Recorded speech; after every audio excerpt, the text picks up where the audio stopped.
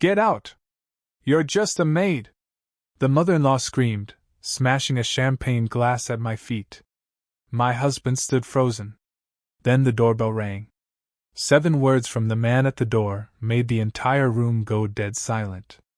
If you think this ends with tears and sweet revenge that will leave you cheering, stay until the very last second, because what happens next gave everyone in that mansion goosebumps.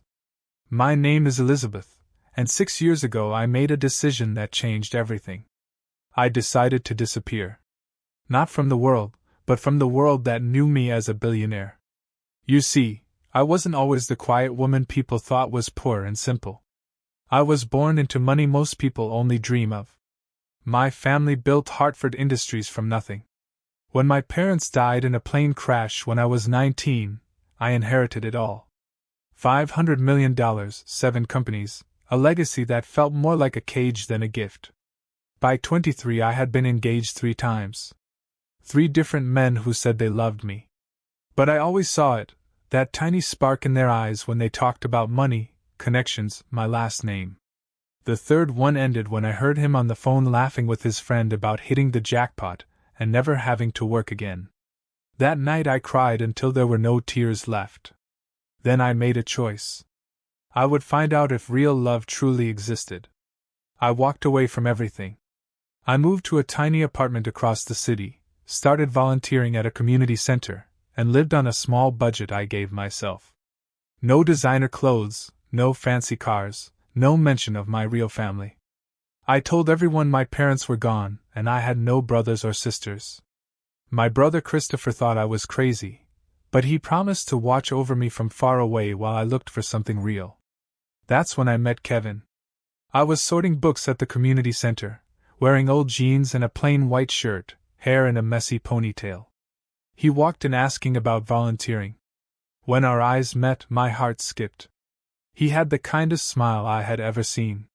We started talking, and for the first time in years I felt truly seen. Not as money, not as a name, just as Elizabeth. A woman who loved old books, bad jokes, and long walks in the rain. Our first date was at a little coffee shop. We shared 1 slice of chocolate cake because he was worried about money. He apologized for not taking me somewhere nicer, and I almost cried, because it was the most honest moment I had ever lived. Over the next months I fell completely in love.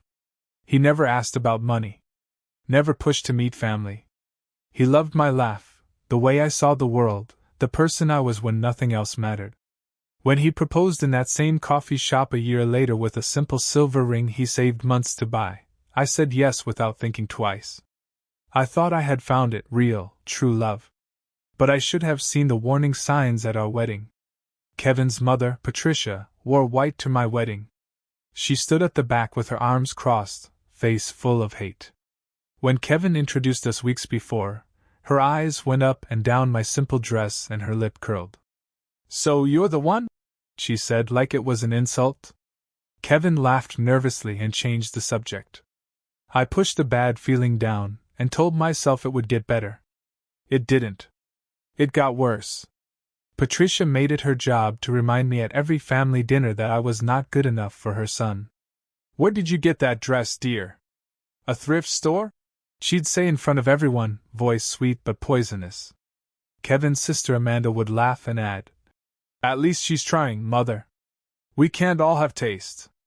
At family meals Patricia made me eat in the kitchen, saying there wasn't room at the table. Kevin would mouth sorry, but never said it out loud. Never stood up. Never defended me. Every night I lay beside my husband feeling alone. "Kevin, please," I'd whisper after another awful dinner. "You have to say something. I can't keep doing this." He'd pull me close and promise next time would be different. But next time was always the same. His mother attacked, and he stayed silent while I bled inside. 5 years. 5 years of swallowing insults.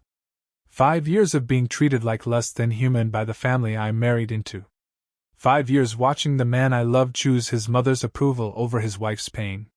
And still I stayed, because deep down I remembered the man who shared chocolate cake with me. I kept hoping I'd see him again. Then came our 5th anniversary. Patricia insisted on hosting a big party. Every instinct screamed no. But Kevin begged. Please, Elizabeth, just this once. Maybe if we celebrate with them, Mom will finally accept you. The hope in his voice broke my heart, so I agreed. I wore my late grandmother's navy blue dress that night, the only thing I kept from my old life. Simple but beautiful. I had planned to tell Kevin the truth after the party. 5 years felt long enough to prove his love was real. I was ready to bring him into my world. I had no idea I was walking into a trap. The party was at Patricia's mansion. The moment I stepped inside, I felt the hate in the air. All of Kevin's family and friends were there, people who had watched me be humiliated for years and never said a word. Not one person from my side was invited, because as far as they knew, I had no one. Patricia made a toast that made my skin crawl. To Elizabeth, she said, raising her glass with a fake smile. She tries so hard to fit in. Bless her heart. The room laughed cruelly. Then Amanda stood up with her phone and started showing pictures on the wall. Old photos of me at the community center, at the grocery store, looking plain and ordinary. She came from nowhere, Amanda said proudly. No family, no money, no class. And somehow she trapped our Kevin. The room exploded in agreement. People who had smiled at me for years now showed their true faces. I looked at Kevin, begging him with my eyes to stop this. His face was red, jaw tight, but he said nothing. He couldn't even look at me. That's when I understood. This wasn't an anniversary party. This was planned. They had all known. Kevin had walked me straight into it. I tried to leave, tears burning my eyes.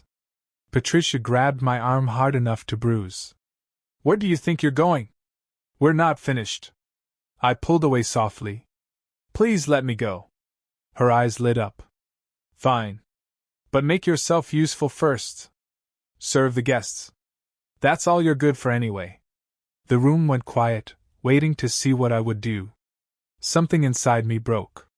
I picked up a serving tray with shaking hands, thinking if I did this one thing I could leave with a little dignity. I would go home, pack my bags, and disappear forever. But Patricia wasn't finished. Stop! She screamed as I walked past. Look at her playing servant. That's all she is. Get out. You're just a maid. You were always just a maid in this family. Her voice was pure poison. The tray fell from my hands. Champagne and glass exploded across the marble floor. I stood there, tears finally falling, body shaking. 5 years of pain crashed down at once. Patricia stood victorious. Amanda smirked. Kevin stared at the floor. I turned toward the door, whispering to myself. I should have known. Every step felt heavy. Behind me, Patricia was already telling everyone her son was finally free to find someone better. Then the doorbell rang. Loud. Demanding. It cut through her words like a knife. The butler opened the door. I stopped walking. My heart knew before my eyes saw. My brother Christopher stood there in a platinum gray suit that cost more than most cars. Behind him, 3 security men in dark suits and a lawyer with a leather briefcase. Outside, 2 $500,000 cars sat in the driveway. The room went dead silent. Patricia found her voice first. Who the hell are you? This is a private party. Get out! She marched toward him like she would throw him out herself. Christopher didn't move. His voice was ice cold and calm. I'm Christopher. Elizabeth's brother. He paused. And you must be Patricia. We need to talk. Gasps filled the room. Patricia laughed, ugly and loud. Her brother? Nice try. She has no family. She told us herself. She looked at me with hate. What is this, Elizabeth? Did you hire an actor? Christopher pulled out his phone and held up a photo. It was me, in a stunning evening gown, diamonds at my throat, standing in a ballroom full of mayors and CEOs. Kevin made a choking sound. His face went white. The lawyer stepped forward and spread papers across the dining table. Each one landed like a hammer. Elizabeth Margaret Hartford, he said clearly. Heir to Hartford Industries. Current net worth $500 million. Board member of 7 major companies. Primary donor to over 50 charities worldwide. He smiled slightly at Patricia. Shall I go on? The color left Patricia's face so fast I thought she would fall. Amanda made a wounded noise. Guests pulled out phones, searching my real name, faces turning to shock and horror as they found pictures and articles of the real me. Christopher walked deeper into the room. Let me tell you all a story, he said, voice carrying everywhere. 6 years ago my sister's heart was broken for the 3rd time by a man who wanted her money more than her. She asked me if real love even existed. Then she made a choice. She gave up her name, her wealth, everything, to find out if someone could love her for her. He looked at Kevin with pure disgust. And she chose you. She saw something in you that made her believe you were real. His voice grew darker. For 5 years I watched you let your family destroy her. Every insult. Every time you stood silent while they ripped her apart. Kevin tried to speak. I didn't know she was. Christopher cut him off like thunder. You didn't need to know she was rich to defend your wife. You didn't need her bank account to tell your mother to stop treating her like trash. He took a breath. But the worst part? Elizabeth stayed. She kept hoping you would grow a spine. She kept believing in you. The lawyer opened his briefcase and took out a tablet. Mr. Hartford has been watching Mrs. Hartford's safety with her permission. We placed tiny recorders and gifts over the years. He pressed play. Patricia's voice filled the room. You're an embarrassment to this family, Elizabeth. Another clip. Why don't you eat in the kitchen, dear? The adults are talking. Another. God, that dress is hideous. Did you make it yourself? Years of cruelty played loud and clear. Amanda's laughter. Kevin's silence. Everything recorded. Patricia tried to talk. This is illegal. The lawyer smiled. Mrs. Hartford agreed to all recording for her protection. Perfectly legal. And perfectly usable in court if she wants to sue for emotional pain and harassment. I felt something change inside me. Years of making myself small were over. I reached up and slowly unzipped my grandmother's dress, letting it fall to my waist. Underneath was a cream designer dress that fit perfectly. I had planned to change into it later and tell the truth my way. Now felt better. I stood tall. My voice didn't shake anymore. You want to know why I stayed, Patricia? Why I took 5 years of your hate? I looked around at every shocked face. I stayed because I loved your son. I believed love could fix anything. I stayed hoping Kevin would remember the man he was when we met, the man who didn't care about money or what his mother thought. I turned to Kevin. He was crying openly. But you failed me. Hundreds of times you chose her over me. You didn't know I was rich? That's your excuse? You thought it was okay to let them treat me like dirt because I looked poor? I shook my head. You only had to know one thing, that I was your wife. That should have been enough. I faced Patricia. She actually stepped back. You called me a maid, I said softly. You said I was nothing. So let me show you nothing. Christopher handed me a folder. I opened it slowly. This house you love so much? I own it. I bought it 3 years ago through a company when you were about to lose it. You've been living in my house. Patricia grabbed a chair to stay standing. Your country club membership you brag about? My family keeps that club open with donations. The charity you run and take credit for? I've been the secret donor for 4 years. I smiled, and it wasn't nice. Your whole fancy life exists because I let it. Amanda was crying ugly tears. I'm sorry, Elizabeth. I didn't mean. Yes, you did, I said. You enjoyed every second. I looked at them all. Now you will face consequences. Christopher stepped forward with more papers. Patricia, you will make a public apology at your country club in front of everyone you gossip to. You will also do 200 hours of community service at a homeless shelter. Patricia turned purple. I will not.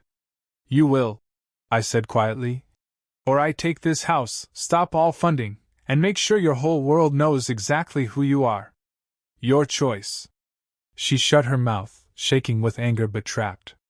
Amanda, you will delete every cruel post and picture.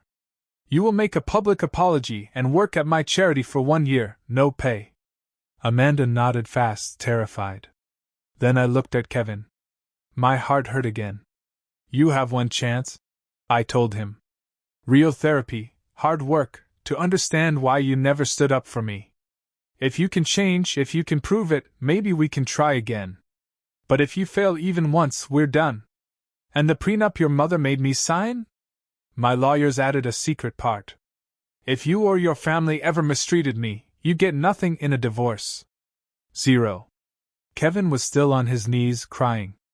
I'll do anything. Please, Elizabeth. Please. Christopher spoke one last time. Next week Elizabeth Hartford joins the board of Hartford Industries publicly. The media will know everything.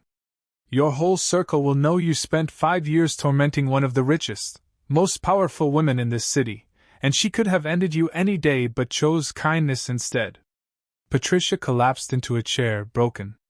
Guests ran for the door, already deleting messages and posts about me.